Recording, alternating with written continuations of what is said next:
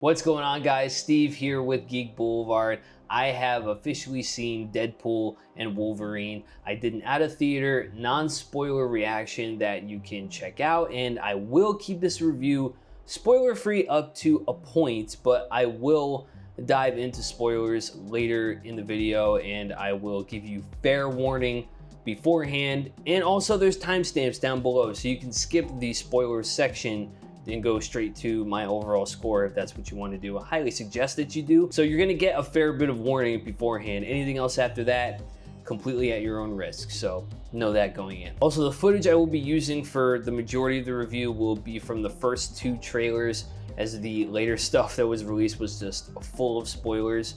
The final trailer especially, I mean, come on. That's something you guys could say for the movie. Without further ado though, let's get into my review of Deadpool and Wolverine. Deadpool and Wolverine is directed by Shawn Levy. It is rated R with a runtime of 2 hours and 7 minutes. Deadpool's peaceful existence comes crashing down when the Time Variance Authority recruits him to help safeguard the multiverse.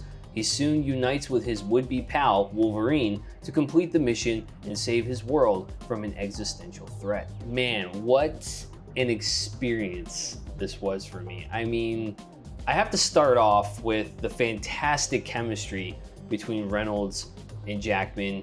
The entire film, I was just sitting with a huge smile on my face that these characters in their prime are on screen together in their iconic outfits, putting on a fucking show. Man, it was just the best. I was just so happy. But let's get into the specifics. Both characters are at a low point in their lives. Wade hasn't been Deadpooling for a while, and Logan is very much drowning his sorrows, and both characters have very emotional moments. More so Logan than Wade, and I personally think those moments were the highlight for me. I felt Wade's emotional beats were a little lackluster in comparison, but they're still there. You know, the motivations are still there. I just think that Logan's emotional beats just really resonated with me more, and those moments stayed. They weren't undercut with humor, which I was so relieved by. Marvel usually likes to undercut a lot of dramatic moments with jokes and everything, and it just never works.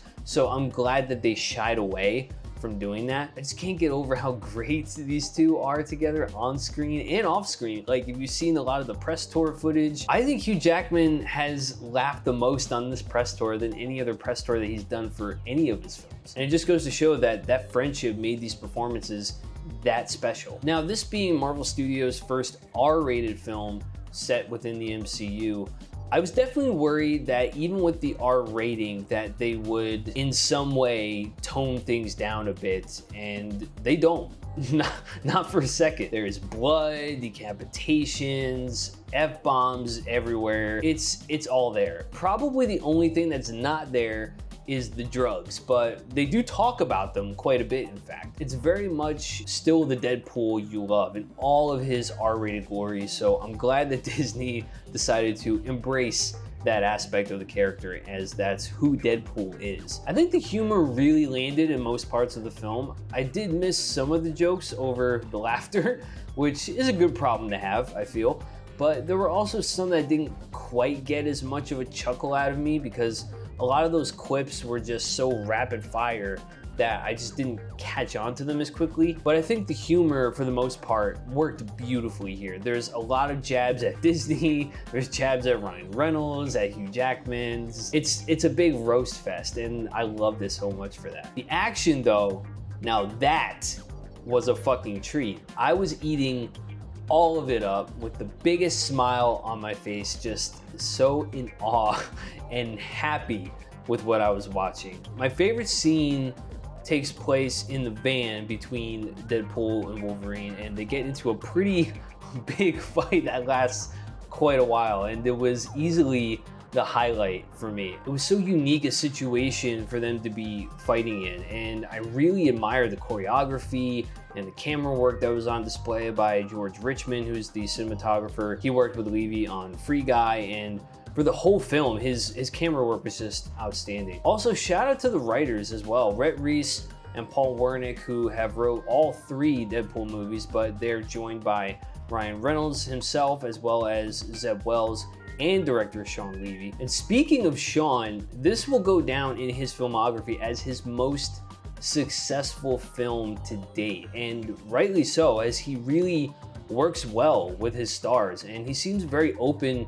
to collaboration. And because he's friends with both Reynolds and Jackman off camera, that collaboration was felt all throughout the film. I just think he did such a fantastic job, and I would love for him to come back to the MCU for really any project. Also, I really want to shout out the composer Rob Simonson, who took a lot of interesting music cues and weaved them into this film so beautifully at just the right moments. It was fantastic, and the music choices from major artists were smartly used and to great effect, both action-wise and comedy-wise. Now, Emma Corrin as Cassandra Nova, she was delightfully terrifying and kind of gross at times. I just wish we had more scenes with her, because her power set, being a twin of Xavier, was really interesting and kind of gnarly to watch. Like, it provides this very unique perspective on, like, what if someone like Xavier or Xavier himself went bad and used his powers for evil. And Cassandra Nova, being a twin of Xavier, she really encapsulates that very well. I just wish we would have had more scenes with her. There wasn't enough time to really develop that character fully. Now let's get into the cameos that appear, and there are a good amount, and it shocks me how these were even hidden from the public, and thank God, because I was surprised more than once and was extremely giddy with what I witnessed. And that is your segue into spoilers. So if you made it up to this point and don't want to be spoiled, I highly suggest you skip this portion of the video and go directly to my final thoughts and score. Again, this is your last warning. Spoilers ahead. You're still here. Okay, well, first we got to talk about the different Wolverine variants Deadpool meets earlier in the film, and they were hilarious, and some I feel were deep cuts, because two of those I actually did not know, so I have to do a little bit of digging later to kind of brush up on my knowledge. I'm recording this before I've even done any of that. But we got Wolvie in the other classic suit, the tan and yellow suit, with Hulk there. You see Wolverine's claws come out, you see the reflection of Hulk's face in his claws, teasing a Wolverine versus Hulk matchup, which just, I would have loved to have seen an actual Wolverine versus Hulk fight in this movie, but that might have been asking too much. With everything that was shown, I think I'm happy with what I got. But it does set up some exciting possibilities. And also seeing Patch show up, one of Wolverine's aliases, was very cool, as well as seeing the comic accurate height-wise type of Wolverine that had my whole theater just in uproar, busting out laughing, because there was this ongoing criticism that when Hugh Jackman was cast as Wolverine back in 2000, the main criticism was that he was too tall, and Wolverine is a much shorter character compared to someone like Jackman. So they essentially just put Hugh's head on a smaller man's body, but it was hilarious, and it kind of made me think, yeah, maybe it's good that we didn't get a height accurate Wolverine. Not only that, but we saw Henry Cavill as a Wolverine variant. I think Deadpool called him Cavalry.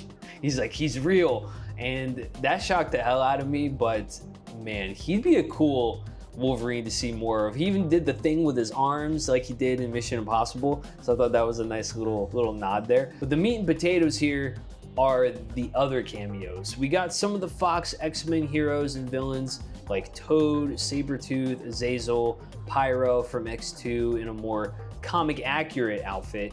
Juggernaut appears, not played by Vinnie Jones, unfortunately. Actually, some of these characters are not played by the original actors. Like, for example, Ray Park is not back as Toad. Azazel is played by a different actor. So that was a little bit of a letdown. It would have been cool to kind of get those original actors back, but I still enjoyed it enough. And I personally saw this coming, but Chris Evans coming back to his role of Johnny Storm from the Fantastic Four duology, and even though I kind of expected it, they have so much fun with his character, and he dies quite horribly, but in a comedic sort of way. Deadpool starts, saying all these insults to Cassandra Nova when him and Wolverine get captured along with Johnny Storm, and he just starts saying, well, Johnny's saying he's gonna do this to you, he's gonna kill you, and he's saying all these insults as if Johnny said them, and Johnny's like, no, I didn't say any of that. And then Cassandra proceeds to de-skin Johnny Storm in like a second, just like that, and all you see is just his skeleton and muscles and tendons, and it's pretty nasty, but I definitely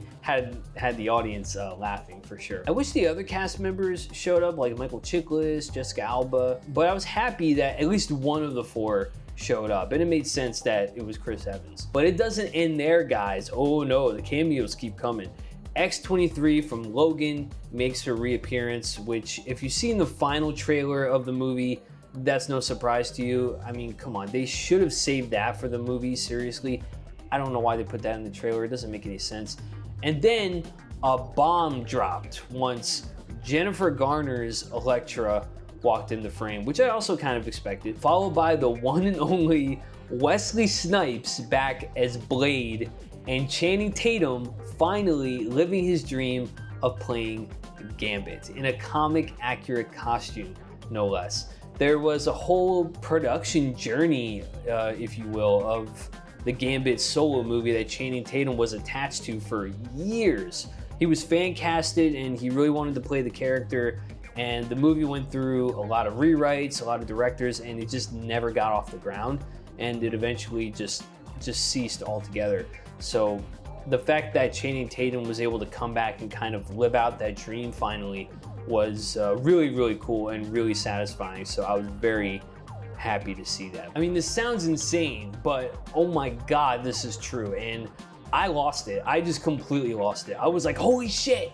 But they also team up with Wade and Logan to take on Cassandra's stronghold, and it is easily just a dynamite action sequence. Blade slicing and dicing, X-23 doing what she does best with Elektra kicking and punching and stabbing with her size, and of course Gambit being, you know, the highlight and shooting his kinetically charged playing cards at enemies as they blow up. It was just so good to see. And of course we also get Wolverine in his iconic cowl in the final act as they take on the Deadpool Corps, all of these other Deadpool variants. They just proceed to murder every single one of them, and they're looking cool doing it. There's a lot of iconic like poses with Wolverine as he's like jumping towards the camera with his claws out. That was, oh man, I just love this movie. It's just so good. But with all the spoilers out of the way now, you're safe now. We're back to just the general score part of it. I have to give Deadpool and Wolverine a score of 5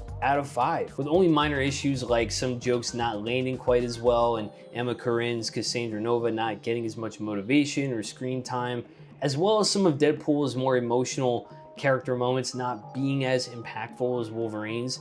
It cannot be understated that this is easily Marvel Studios' best film since Spider-Man No Way Home. Tremendous chemistry between Reynolds and Jackman. Jackman gets the chance to do so much with the character that hasn't been shown before, and still manages to honor the legacy of what came before. This is not only a love letter to Marvel as a whole, but more specifically, a loving send-off to the Fox Marvel properties of old as we step into a wider universe.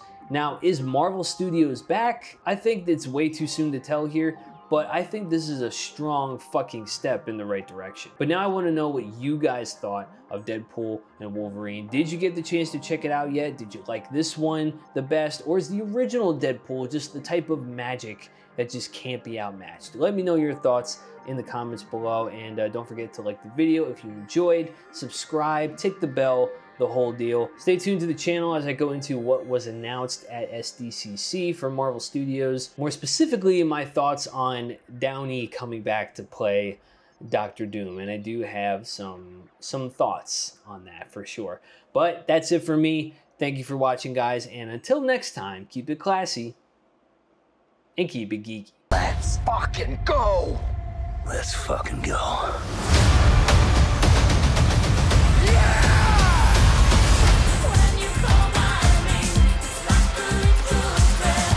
Want to do some cocaine? Hey, cocaine is the one thing that Feige said is off limits. What about Bolivian marching powder? They know all the slang terms. They have a list. Even snowboarding? Even disco dust. White girl interrupted? Even forest bump. Do you want to build a snowman? Yes!